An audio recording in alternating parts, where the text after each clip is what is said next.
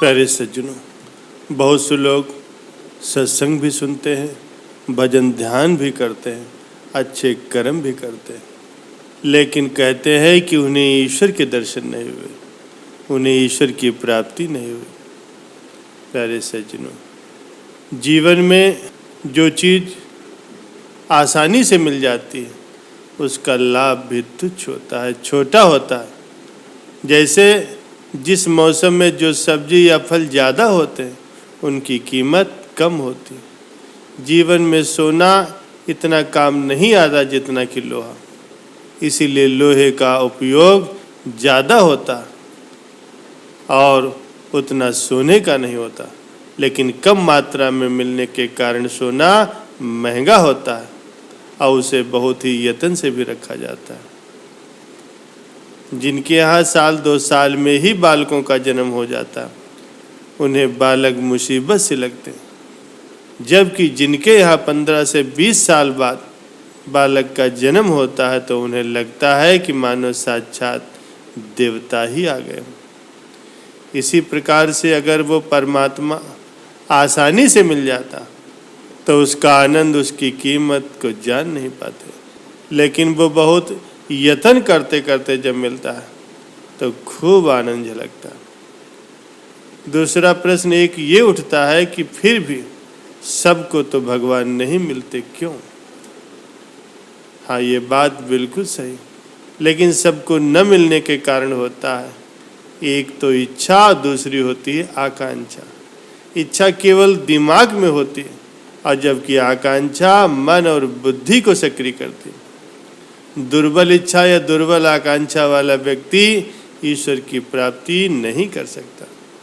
आकांक्षा जब तीव्र होती है तभी जीव ईश्वर को पा पाता है, और जिसकी इच्छा या आकांक्षा दुर्बल होती है वो यदि ईश्वर के रास्ते पर चलता भी है तब भी उसे ईश्वर नहीं मिलता। इसका उत्तर यही है कि उसने ईश्वर को पाने के लिए भरपूर यत्न नहीं किया।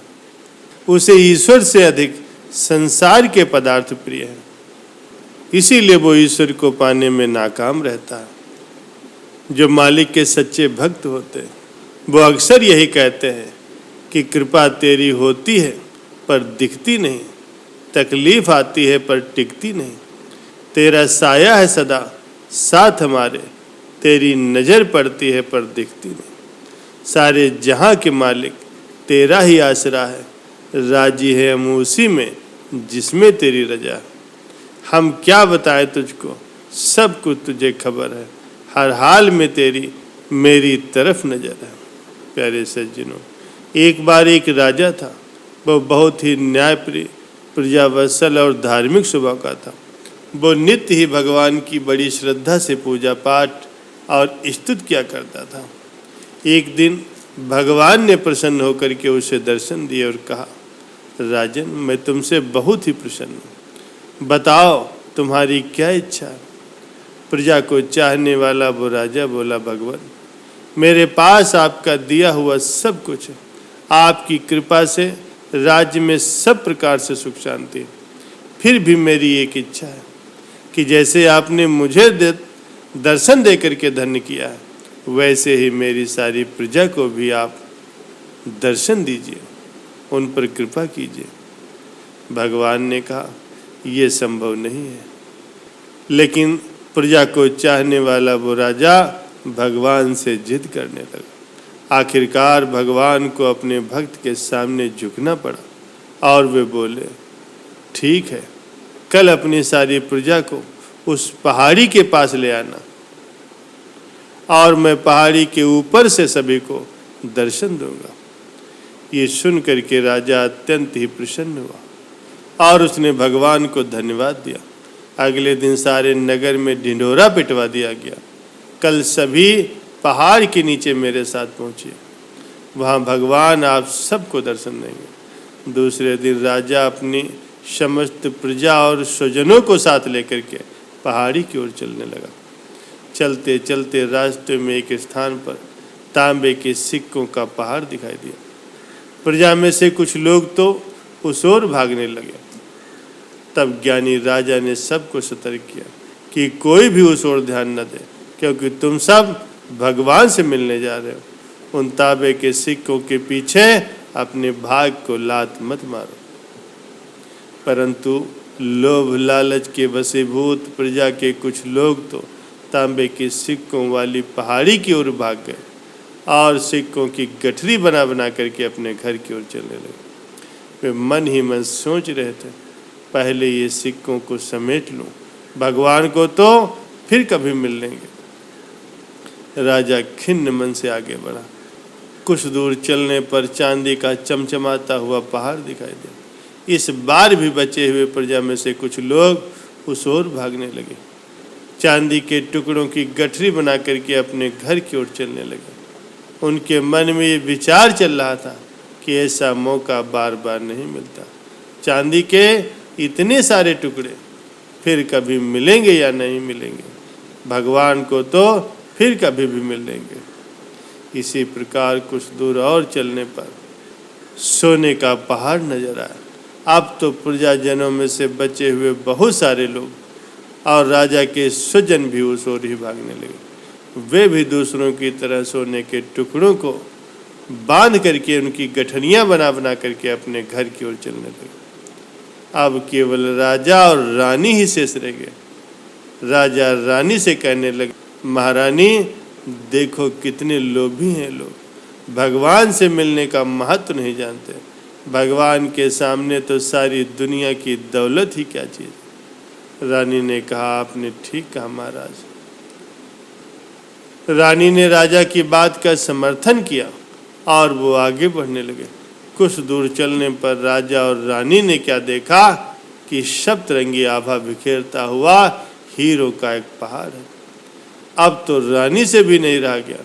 हीरो के आकर्षण में वो भी दौड़ पड़ी और हीरो की गठरी बनाने लगी।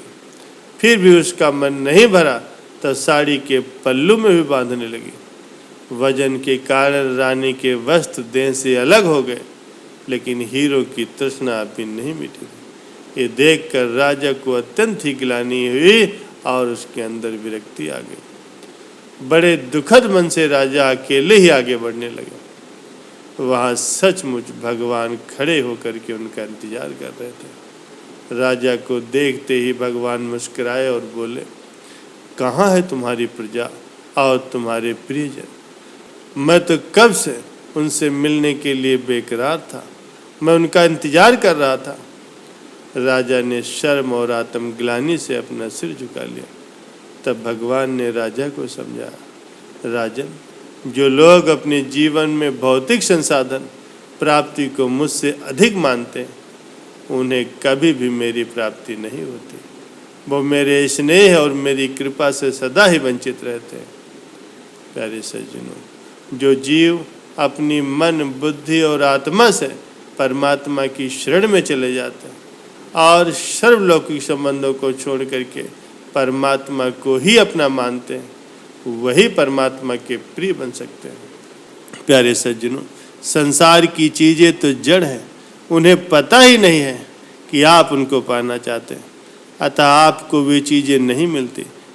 तब भी आपकी इच्छा शक्ति उन्हें पाना चाहती है और हर बार आप पूरे उत्साह, पूरी नई तैयारी के साथ उन वस्तुओं को पाने के लिए प्रयास करते हैं।